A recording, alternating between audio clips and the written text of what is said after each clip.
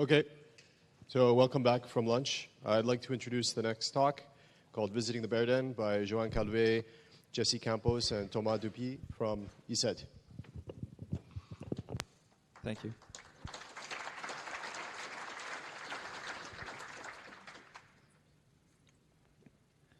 Okay, so hello everyone.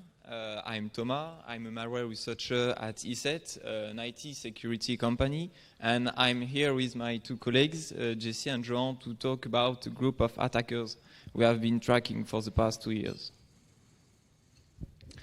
So we call this group the Sednit Group, but depending on the researchers, it has others' names like APT28, Fancy Bear, Strontium, Sofacy, etc. The Sednit Group has been doing targeting attacks since at least 2006, and their interest is mainly about geopolitics. So in this presentation, we'll first give some context on the group, then we will present a textbook case of their current operations, during which we will dig into their toolset. After that, Jessy is going to present a different and strange operation also run by the Sednit Group over the last few years. And finally, we will conclude with some lessons learned and open questions. So let's start with some context around Sednit. So what kind of people are they after? For once, we know very precisely some of their targets due to a mistake they made with their phishing campaign. The operators use Bitly to shorten their phishing URLs, but forgot to set the Bitly profile to private. So we had access to around 4,000 shortened URLs during 6 months in 2015. And here is an example of an URL that was shortened. It contains the email address of the target and its names. So yes, in some case it was easy to identify the target. In this list there are embassies and ministries of more than 40 countries. They are mainly NATO and Europe institutions. And finally there are a lot of individuals involved in Eastern Europe politics, like politicians, activists, etc. So to infect those targets, they pull out several zero-day exploits. Here, as you can see, a timeline with the Sednit zero-day exploits used in 2015. Of course, all these vulnerabilities have been patched since then. And here, we are not even talking about revamped exploits they use. There are many of them, as we are going to see. So it's also the kind of group that deployed many custom software over the past 10 years, from droppers to an encryption proxy tool, including different types of backdoors. The thing is, they develop a lot. But before going further, we want to mention a few disclaimers. First, even if we track Sednit closely during the last 2 years, our visibility is, of course, limited, and we are missing parts of the picture. And as malware researchers, we call it a group based on their toolkit, but they may be actually divided in sub-teams, of course. And finally, we are not competent to do any attribution, but our research provides hints that may be used for that.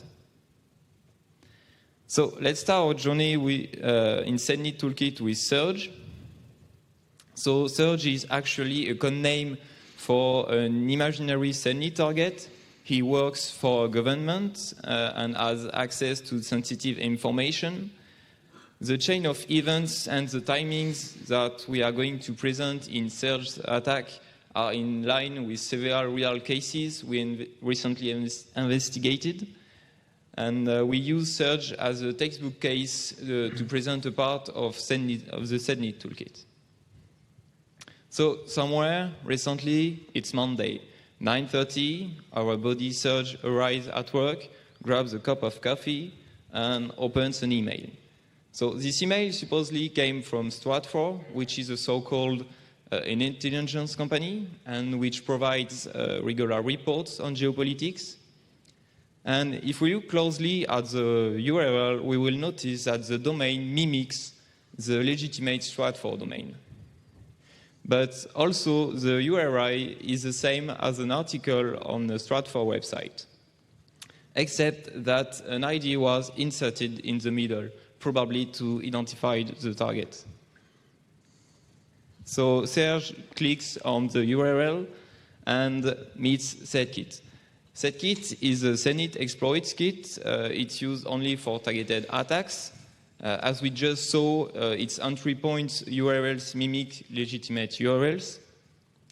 The exploit kit infections usually start from targeted phishing emails, but we also seen iframe redirections to Sedkit from hacked websites.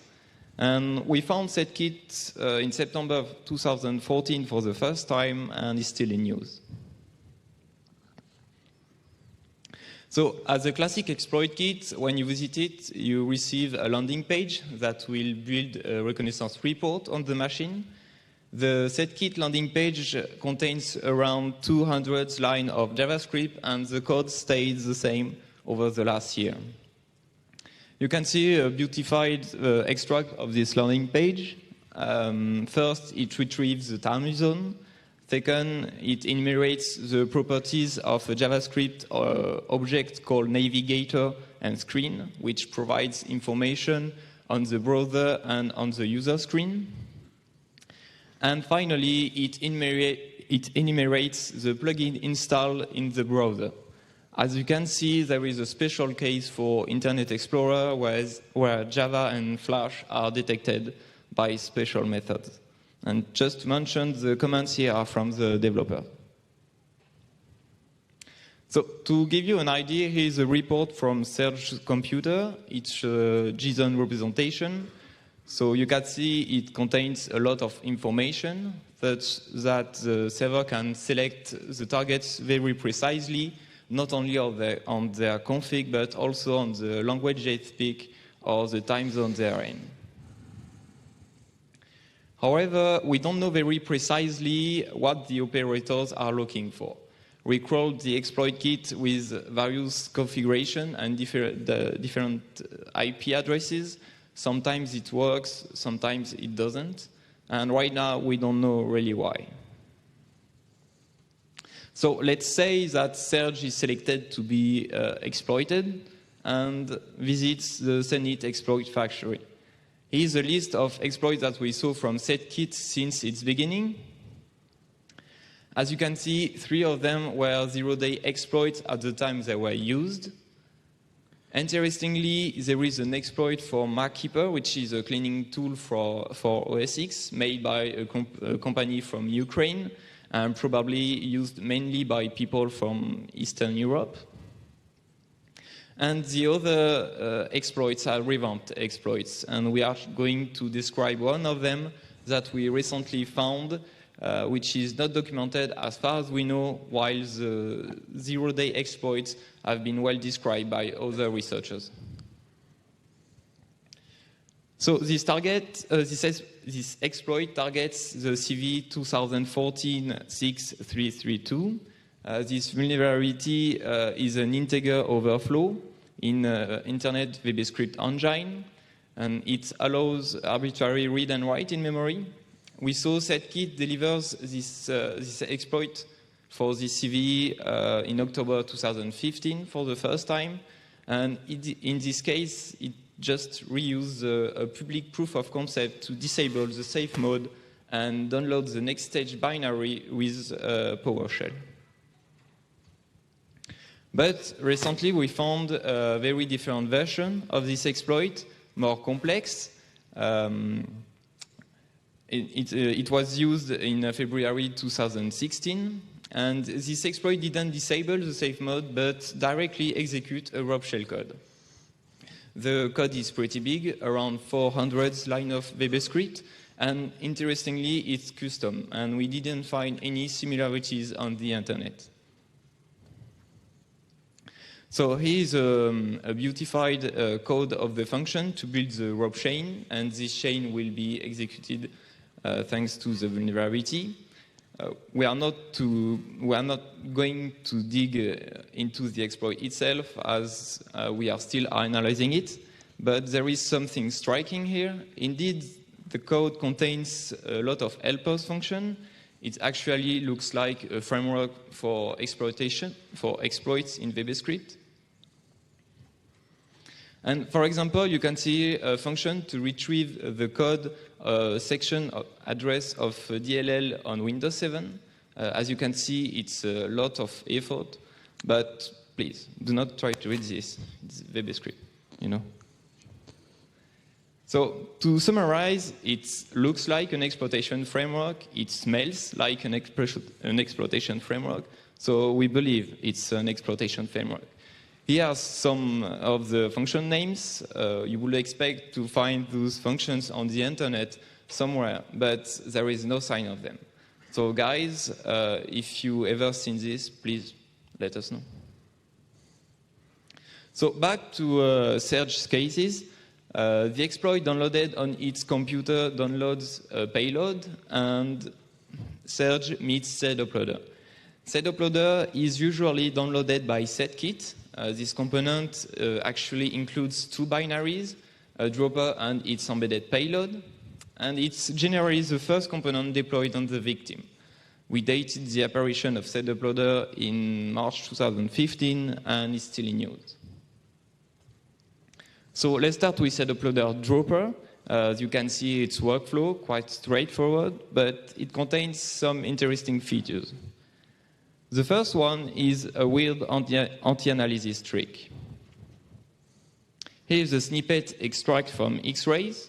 So first, it allocates a 10-byte buffer and sets the last byte to the value 42. Second, it creates a temporary file named juguid.temp.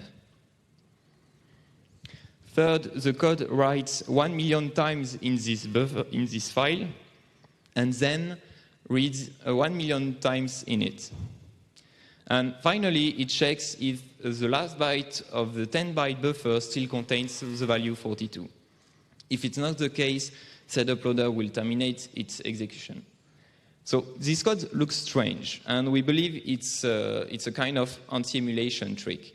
First, it creates intensive hard drive operations that delay the execution, and also it may detect emulators wrongly implementing memory management, which are not able to maintain a 10-byte buffer state due to the amount of read-writes operations.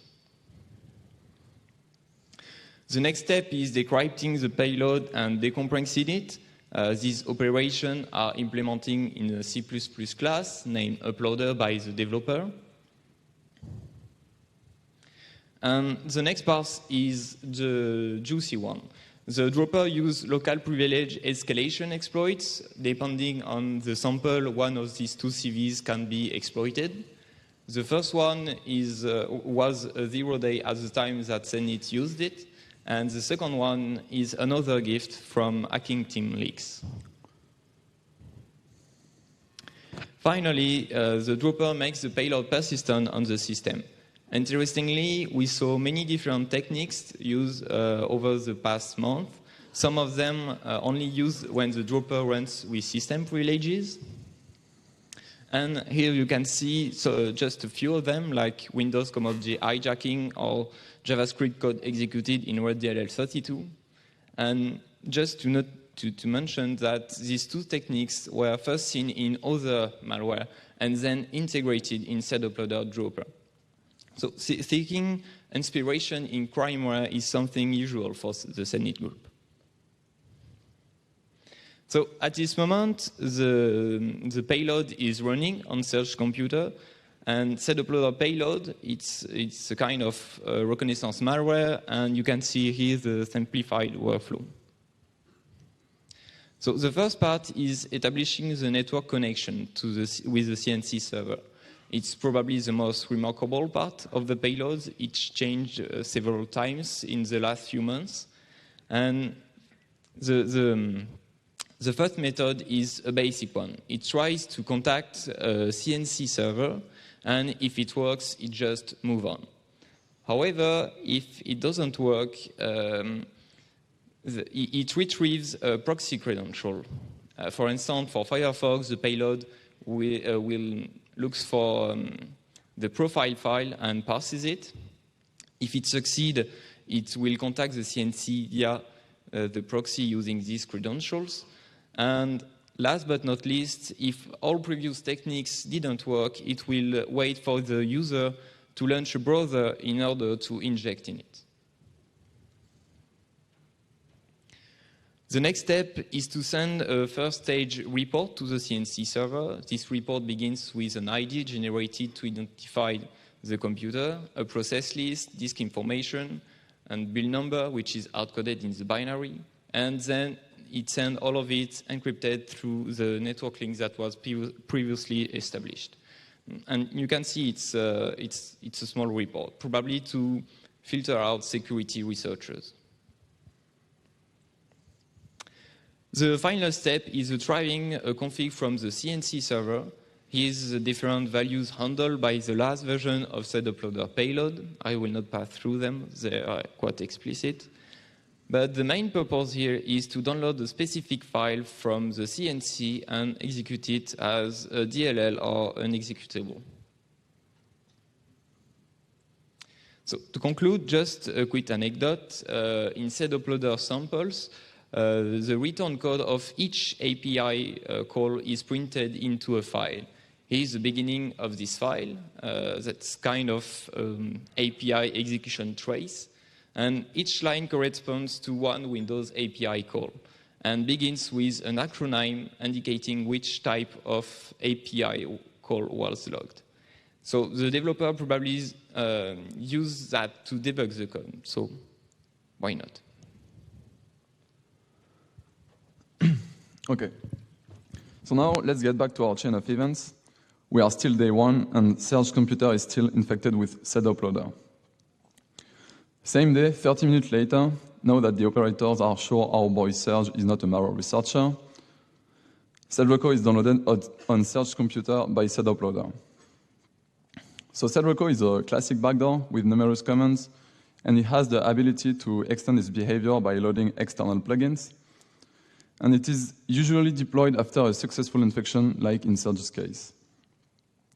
While this component might be old, we know for a fact that it is still actively used nowadays. So, usually SEDReco arrives on a computer in a dropper, and it usually installs the payload and its configuration. It will drop the configuration at two different locations on the disk. First, it will write the configuration in a file named MSD, and then it will also write the exact same data in the Windows registry. Since the configuration is installed by the dropper, that means that if you only find the payload, you won't be able to determine which configuration was used with it. So let's talk a little bit about this configuration now. Here you can see the encrypted version, and it comes with a small header, and the data is XORed with a 6-byte key. The key is located in the beginning of the configuration and is randomly generated by the dropper. And following the key, you have 20 bytes, and each byte represents the size of one of the fields in the data. Everything else is the encrypted data. So now here's the content once decrypted, and here is the better representation of the extracted field. So those values are just some various timeouts used by the payload, but I won't describe them because they are not very interesting. Here we have the computer name of Serge. Also, here we have a keylogger flag specifying whether or not the keylogger should be enabled during startup. We have the 3 CNC used with SEDReco right here. And the first CNC is the main one, while the two others are just fallbacks. Here we have what we believe to be the operation ID.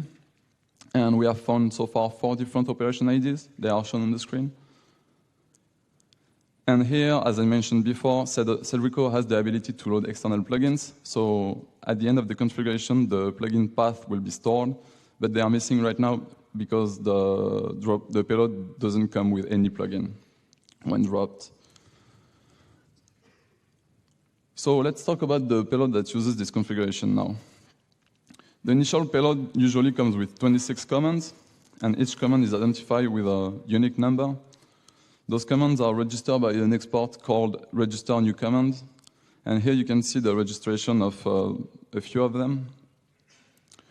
So SEDUPLOADER capabilities are numerous. For example, it can read or write any file on the system. It can list all running processes. Also, it can manipulate the registry. But more interesting, it can also enumerate network resources, the plugged devices. It can update itself, its configuration, or load or unload any plugin. So speaking of plugin, they come as DLL and they will be loaded in the same address space than the payload. And thanks to that, they are able to use any function of the main payload. So as shown on the picture, here is what happened when the payload initializes the plugin. It calls the plugin init export, passing some function addresses to the plugin. And in particular, it will provide the addresses of the function handling the output formatting, like here. And also, it will pass the addresses of the function handling the registration of new commands, so the plugin can register additional commands if needed. And here is an example of a plugin we found used in parallel with SEDReco. This module was just registering a new command, this time opening an HTTP channel on the infected computer. We can see that not every argument is used, and also we can see what kind of possibilities this kind of plugin mechanism can offer. And also, to finish with that, when SEDReco is terminating, it will call the init export of the plugin, and this export, in this case, only deregister the command. So let's go back to a chain of events. We are still day one. SEDReco was deployed 30 minutes after the initial infection with the exploit kit. Same day, 4 hours later, Serge meets XAGENT, which was downloaded by SEDUPLOADER exactly like SEDReco.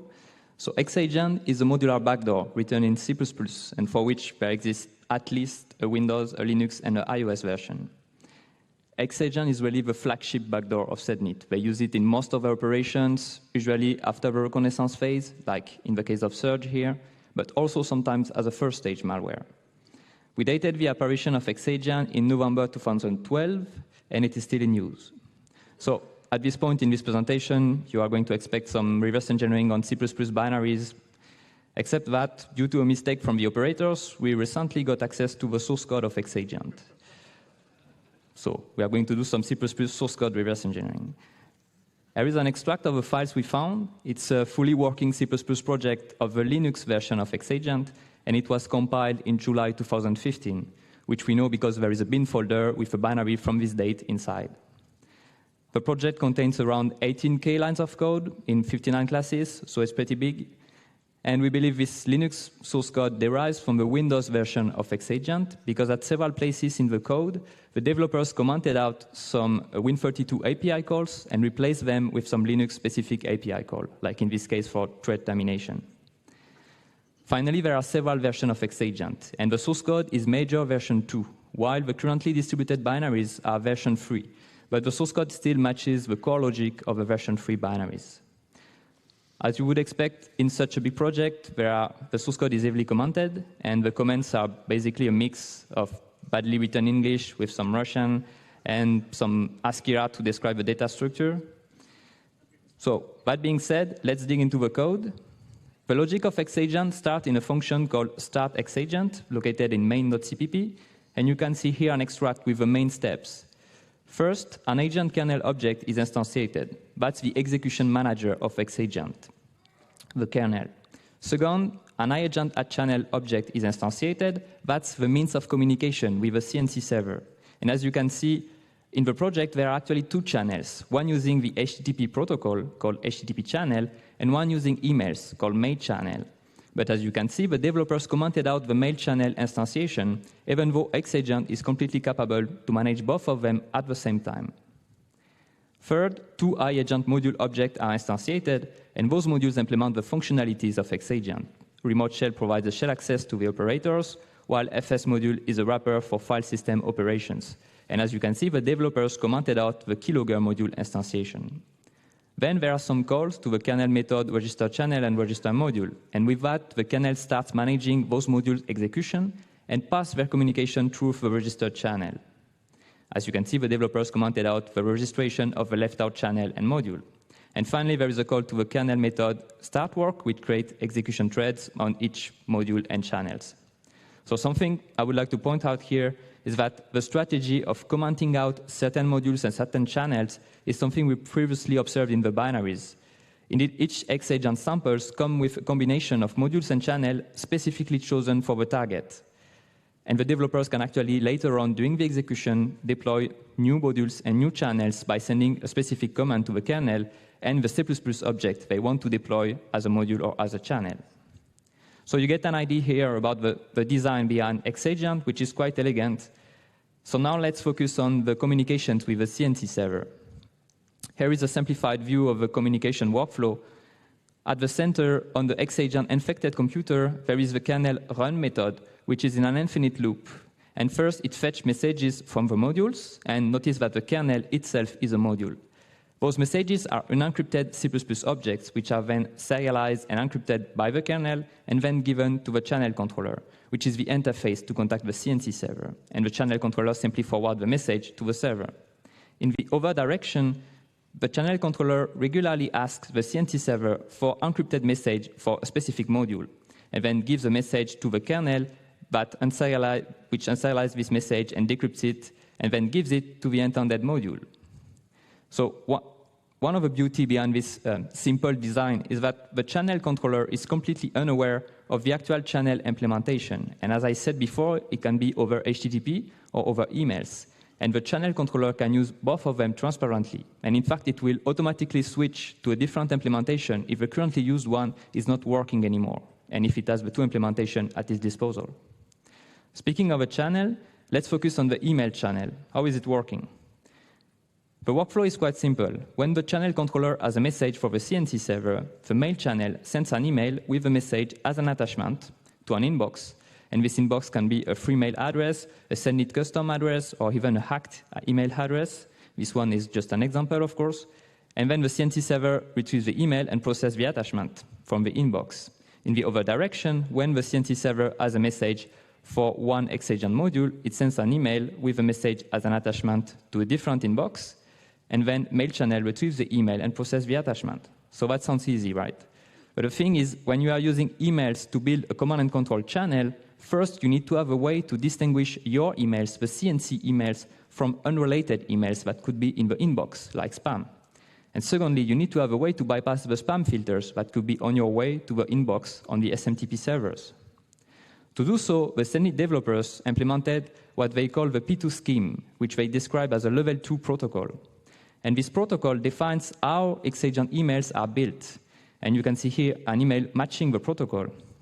The subject of the email is the base64 encoding of a value following this format. It begins with a 5-byte random key, then a value called subj token XORed with the key, then the agent ID XORed with the key.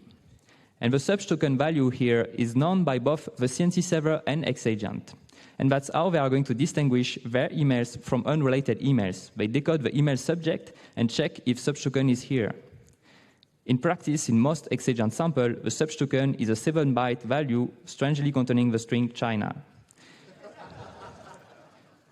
The P2 protocol also defines the body of the email and the attachment name, because remember, the message is in the attachment. And those are simply the base64 encodings of some random values. So that's the P2 scheme. But actually, in our Linux source code, the developers commented out the P2 scheme and replaced it with some hard-coded values. We call it the Georgian protocol, because those values are words in the Georgian language. So the email of a subject is set to Piradi numeri, which refers to a Georgian national ID number, while the body of the email is set to Gamarjoba, which means hello in Georgian, and the attachment name starts with detal uri, which means detail in Georgian, followed by a timestamp. So those values were probably chosen to not attract attention in a hacked in a Georgian infrastructure, or maybe in a hacked Georgian inbox. So, that being said, to conclude on XAGENT, I just want to say a few words on their CNC infrastructure, because once again, we got access to some source code. The source code in question was left in an open directory on the Sednit server, which was for some reason indexed by Google. So by doing some search queries for the P2 scheme I just described, we found it. So the source code is actually a proxy server for a backend CNC server of XAGENT. As you can see from the files, it has been developed in Python, and it was used between April and June 2015, which we know because there are some log files with timestamp inside. The code contains around 12K lines of code because it's actually more than a simple relay of communication. What it does is translating the email protocol, the P2 scheme I just described, from XAGENT infected computers into HTTP requests for the backend CNC server. And those HTTP requests followed another protocol they call the P3 protocol, the level 3 protocol. And by the way, we believe they use the exact same kind of setup for XAGENT using HTTP channel rather than mail channel. So that being said, enough with XAGENT. Let's go back to the chain of events. Day 1, after the initial infection, Sedroko was deployed. Then 4 hours later, XAGENT was deployed.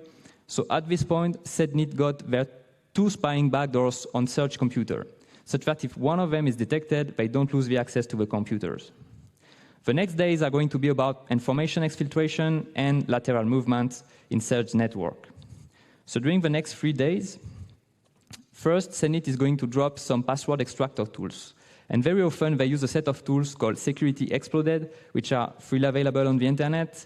Those tools are able to extract passwords from a variety of software, including browsers and email clients. The thing is that they are well known, so usually detected by antivirus software as hacking tool or something. So Sednit developed their own set of tools. They're custom tools to extract passwords, and in particular, there is one for Windows Live Mail passwords that is dropped on Serge computer. And this particular binary is compiled specifically for Serge, as it searches for the password in a path that exists on Serge computer. Of course, the operators also want to extract Windows password from Serge computer. For that, they got the custom tools to dump the Windows password from registry hives. And of course, without surprise, they use Mimikatz a lot. Very often, the output of Mimikatz used by Sednit is put in a file named p.log. And all these tools may be deployed with local privilege escalation exploits, depending on the target. Serge also meets the screenshotter, which is a custom Sednit tool to take screenshots on the computer. When it is executed, it takes 15 screenshots in rapid succession each time the mouse moves, and it does that 50 times in a row. And finally, Serge meets Xtunnel, which is a custom network proxy tool to contact machines normally unreachable from the internet, using the infected computer as a pivot. Xtunnel appeared in May 2013, and it is still in use. So how does it work? Here is the initial situation. We got the Sednit CNC server on internet. We got Serge computer in its organization network. It's infected with Xtunnel. Computer A and computer B are in the same network than Serge computer. They are not under the control of Sednit, and they are not reachable from internet, but they are reachable from Serge computer. So the first thing that Xtunnel does is an encryption handshake with its CNC server, and the purpose of the handshake is to share an RC4 key to encrypt the communications between the two of them. To do so, both Xtunnel and the CNC server have a copy of a big table filled with random-looking values. Let's name it T. And then Xtunnel randomly picks an offset O in the table T. And the 32-byte row starting at this offset in the table is the RC4 key that Xtunnel wants to share with the CNC server. But of course, it does not send the key itself, but the offset in the table, and also a proof that Xtunnel really knows the table T. And the proof is another row of T located at a fixed offset and encrypted with a chosen key. So then the CNC server checks the proof, and if it's correct, that is the decrypted value is the expected one, it answers OK and sets its own key to the 32-byte value starting at the offset O. So at this point, all the data exchanged between Xtunnel and the CNC server will be RC4 encrypted with a chosen key. Notice that sending the offset and not the key, of course, prevents decryption of the traffic by eavesdroppers. Starting in 2014, the encrypted link was encapsulated into TLS, which is not a bad idea, except that Xtunnel does not verify the certificate given by the CNC server. So now the next step, once this encrypted link has been established, the CNC server can order Xtunnel to open a tunnel with a target computer using its IP address or domain name plus a TCP port number. And then Xtunnel opens a TCP connection with a target computer, let's say computer A, and it will start relaying all the data between computer A and the CNC server in both directions. Notice that the link between Xtunnel and computer A is not encrypted, and any kind of TCP data can be forwarded in the tunnel. We don't know exactly what kind of traffic they send to the tunnel in practice, But it has been reported that this tool is often used with PSExec or PSExec-like tools, PSExec being a sysinternal tool to execute commands on a remote Windows system without having an agent running on the system. So finally, each tunnel is identified by an ID, and using this ID, Xtunnel can actually manage several tunnels at the same time. So for example, another tunnel with a different ID can be opened with computer B, and Xtunnel will take care of routing the traffic into the correct tunnel. Interestingly, starting in July 2015, Xtunnel code was obfuscated, and Xtunnel is, as far as we know, the only Sednit component whose code was obfuscated. July 2015 is 2 months after the attack of Sednit against the German parliament, der Bundestag, where Xtunnel was found and then publicly exposed. So probably what happened is that the detection ratios of Xtunnel increased a lot after the exposure, and they decided to apply some obfuscation to make detection harder. The obfuscation in question is a mix of classic techniques like junk code insertion and opaque predicates.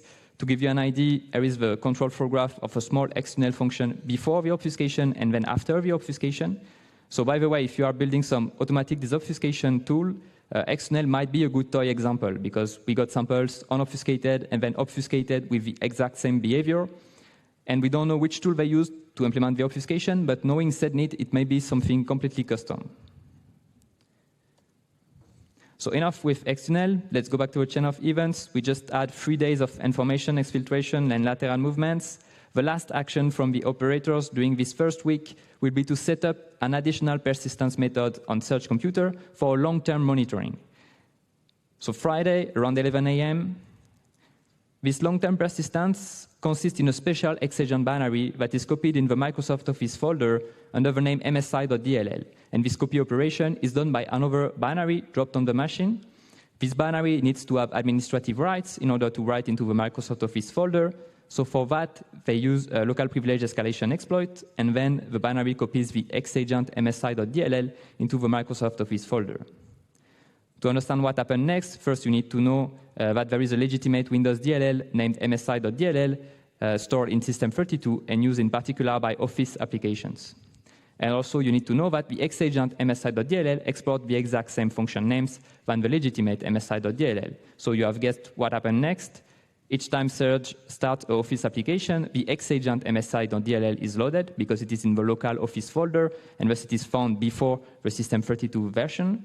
Then it loads the legitimate DLL from System32, fills its own export table with the addresses of a function in the legitimate DLL, such that any call to XAGENT export actually goes to the legitimate one, and the application works normally, and then starts a malicious logic. So it's a simple search order hijacking based on the fact they can write into the Microsoft Office folder. And so, by the way, we have recently seen the same technique used with an XAGENT named linkinfo.dll and dropped in the Windows folder. So that concludes the story of Serge, this textbook case of what happens to Sednit targets during the first days of infection. And now for something quite different, Mr. Jessy. So now that we have a pretty good overview of what the Sednit ecosystem looks like, I want to talk about a weird case we had last year. In September 2015, we just received an unusual sample, and it was a dropper previously used by Sednit, and it was showing this document as a decoy. As you can see, it's a legitimate invitation for a geopolitics conference happening in November 2015, and it is actually publicly available on the internet. So the payload didn't look like anything related to Sednit so far, and we decided to take a look at it then, hoping for something cool, but sadly, it was just a downloader. Even worse, it was written in Delphi. And since we are good at naming things too, we named it downdelph. But the workflow is pretty simple. First, the payload will download a configuration file on the internet, and then, based on this configuration, it will download and execute another payload. Also, the persistence method used is a very original one, the good old run registry key. So nothing really exciting so far, but it looked like it has never been documented yet. So we started digging for more samples. And we found another down-delve deployment, this time happening in 2013. And this graph described the deployment at the time. As you can see, down-delve came embedded in the same dropper, but this time with a small helper and a Bootkit installer. So down-delve also came with a Bootkit. And even if this Bootkit only infects BIOS-based systems, it has the ability to infect multiple versions of Windows running on an x86 CPU on both 32 and 64-bit architecture. So finally, we do believe this Bootkit has never been documented to the best of our knowledge. So down-delve started to become more and more interesting at this point. And let's have a look at the installation process of this Bootkit. So now, here you have the first sector of your hard drive. Before infection, you have the original MBR located in the first sector. And here is what the same hard drive looks like after infection. So in the first sector, you will have the malicious MBR. And then you will have on the second sector the original MBR saved and XOR with a 1-byte key. And after that, starting from the third sector, you will have the core of the Bootkit code XORed with the same 1-byte key. And after that, you will have a RC4 encrypted driver XORed with the same 1-byte key. Also, the installer will hide two DLL in the registry, but I will talk about them later. So let's describe a very simplified version of the Windows 7 64-bit boot process. So first, the original MBR will be executed, and it will look for a bootable partition. Then when the partition is found, bootmgr will be executed, and it will switch to protected mode, and then it will load Winload.exe. After that, Winload.exe will do some basic integrity checking on the kernel, and then it will load the kernel. The kernel will load its basic drivers, and then the system will start. And now, let's have a look at the Bootkit workflow. So first, the malicious MBR will be executed.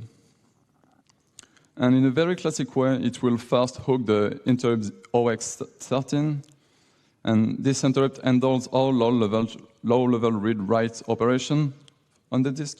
And by doing that, the Bootkit will be able to intercept every byte read from the disk. And thanks to that, the Bootkit will search the memory for some very specific bytes in order to patch them. Those bytes belong to bootmgr, which is the next step in the boot chain. So at this point, bootmgr is patched, and the Bootkit will take back the control of the execution. So it will search the memory for some other specific bytes. This time, they belong to the function OSL arc transfer to kernel, and this function is located in Winload.exe, which is the next step in the boot chain at this moment. And like the name suggests, this function we call the kernel entry point. So Winload will be patched, and the Bootkit will take again the control of the execution right before the kernel is executed. So now, at this point, we need to understand that the kernel will be mapped into the memory, and all the integrity checks are already performed. So what the Bootkit do now is it will locate one function called mmmap IO space, and it will save some code in the ACPI resource section, ACPI driver resource section. It will also make this section executable. And then it will hook the original entry point of the ACPI driver. Also, to do that, when ACPI will be loaded, we need to understand that the Bootkit physical address won't be accessible anymore. So the Bootkit needs to save all those addresses somewhere, and it will save them in the kernel header. So you can see on the picture, you have the Bootkit physical address here. You also have the address of the function mmmap IO space. It just retrieved. And also you have the original opcode of the ACPI driver entry point. So now ACPI is patched. The driver will be loaded during kernel initialization, and the hook will be executed. So the code hidden in the resource section will first write back the original opcodes on the ACPI driver entry point.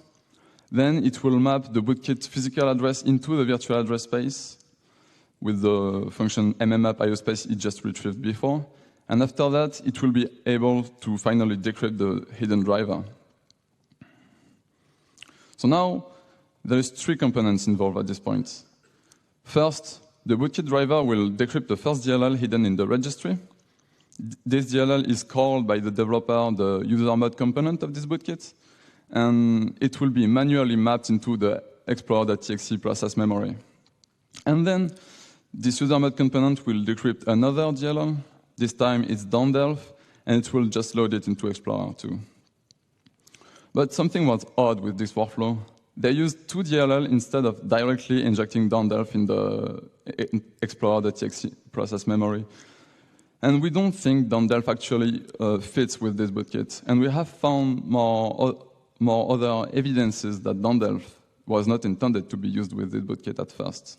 More precisely, first, when injecting downdelf, it set this exported variable to true, but this variable it doesn't exist in any known sample of downdelf, so we believe that downdelf wasn't the original payload of this Bootkit.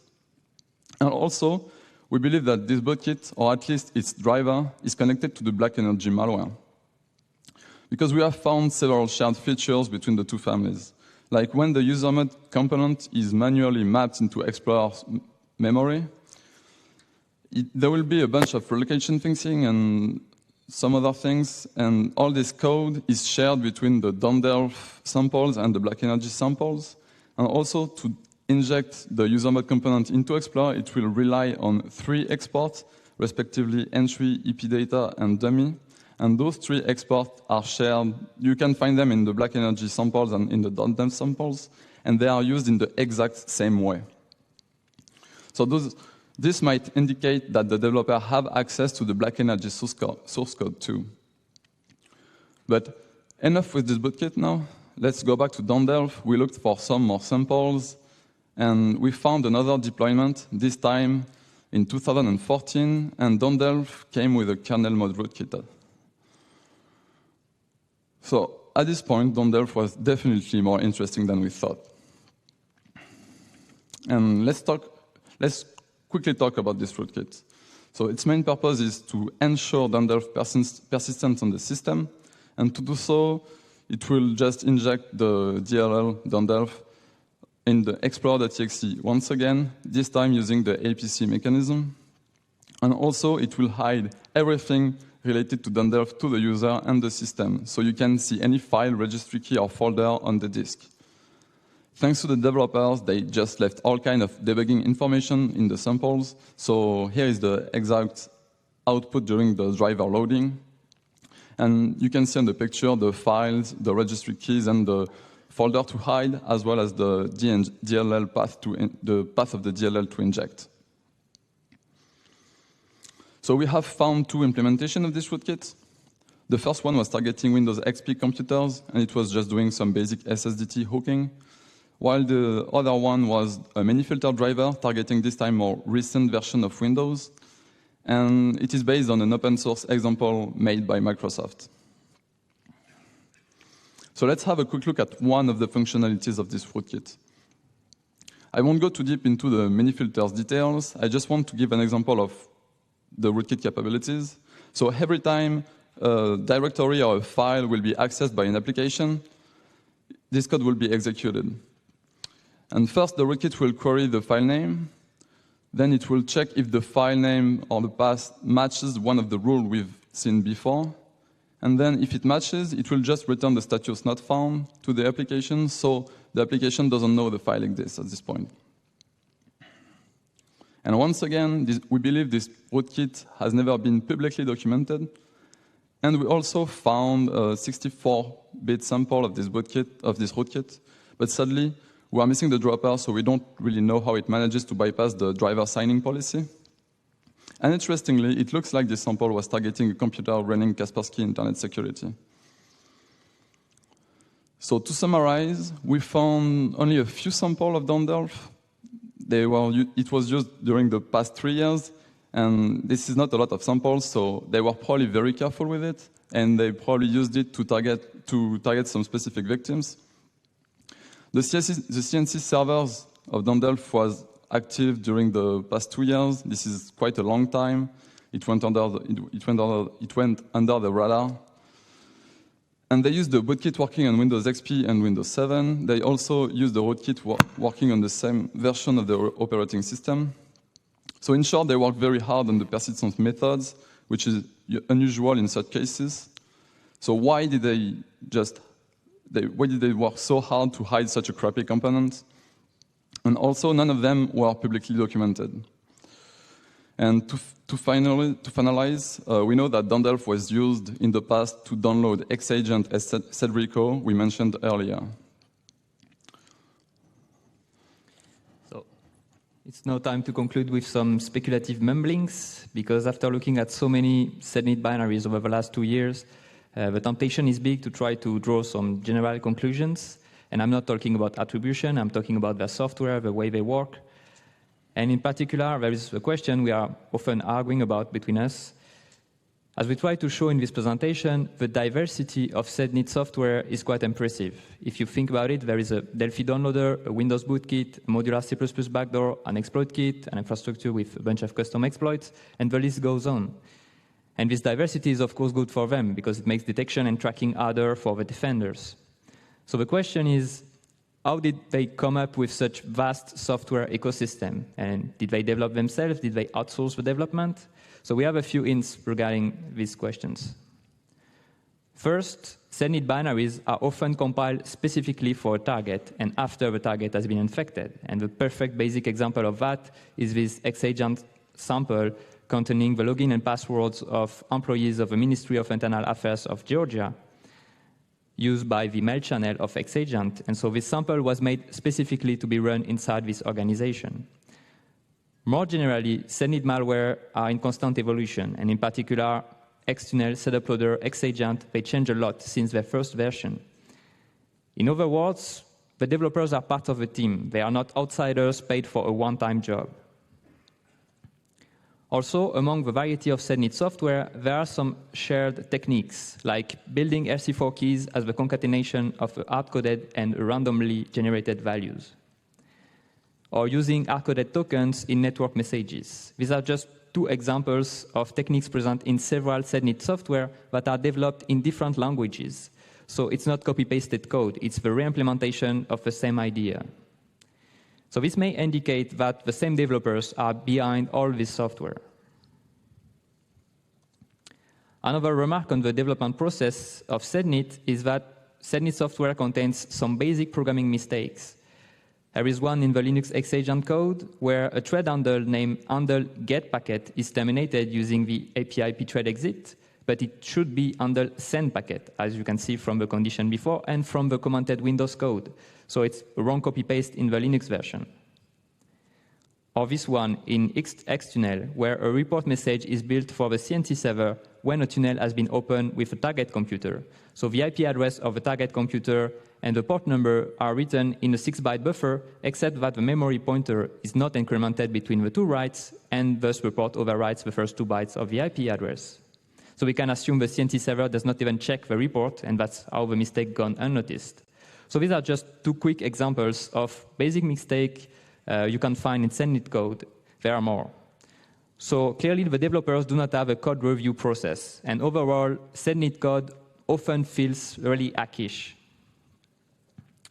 On the same idea, Sednit software seems sometimes inspired by classic crimeware. For example, SEDUPLOADER reused persistence methods that were first found in crimeware and shares parts of its code with the Carburp malware. Also, as Jessy explained, the Dandelf Bootkit code bears some similarities with Black Energy code. So we may be tempted to conclude that the developers are connected in some way with some traditional crimeware community. Finally, the exploit kit developers use funny names like Frodo for HTML tags or LOL, and also Messi.Leonel for a binary to download from an exploit. And in case you don't know, Lionel Messi is a famous soccer player. So we can guess that if they are able to use those names in a production exploit kit, they are not working in a very formal environment, to say the least. So to summarize this speculation, we believe that the Sednit Group has some in-house skilled developers working with little or no supervision, and those guys have ties with crimeware underground. And we would be very happy to discuss about it if you disagree. Enough speculation, time to conclude. So Sednit activity increased a lot during the last 2 years. They are doing targeted attacks, but they got a lot of targets. By the way, if you have heard about the DNC hack in the US last week, Sednit was supposedly involved. And also, their toolkit is in constant evolution, so there is certainly more fun to come for malware researchers. Thank you very much for your attention. If you have any questions, feel free to contact us, and there will be a white paper published with all this content and more, hopefully during the summer. So thank you, guys.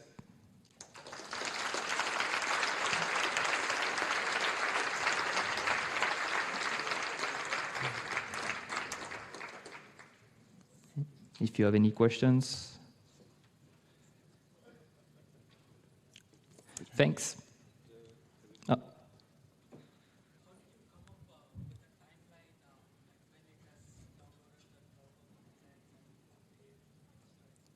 You mean the timeline of Serge, the action? So it's based on several real cases we investigated. So where we did some forensic on some computers that were attacked by Sednit. And so we had the timings precisely of what happened during the attacks, and we kind of merged several cases to build this ideal visibility cases. But maybe we should mention that we don't have visibility on their real traffic, the traffic they exchange between the malware and the Sednit CNC server. So what we had is binaries drop at certain times on the computer, and we merge the cases.